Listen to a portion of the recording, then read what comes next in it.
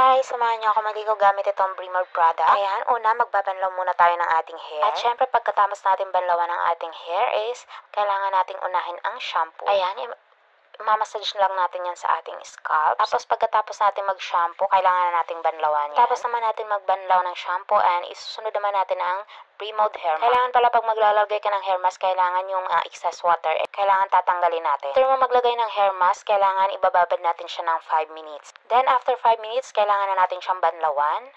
Then pagkabanlaw natin, susunod na rin natin yung ating pre-mode conditioner. Ayan, nagtalsikan pa nga yung ating conditioner dyan. Ang paglalagay pala ng conditioner tsaka ng hair mask is dyan lang po sa baba. Huwag po natin lalagyan yung scalp natin. Iwasan po natin yun. And after natin maglagay ng conditioner, ibababad lang natin siya ng 3 to 5 minutes din. Same sa hair mask. After 5 minutes din, babanlawan po natin siya.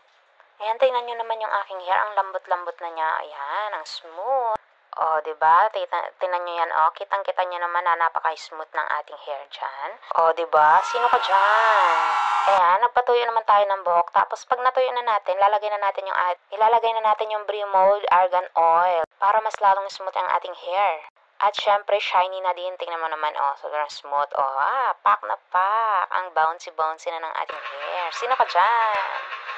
O, kaya guys, yan yung ating hair keratin. How to order, click the link on my caption.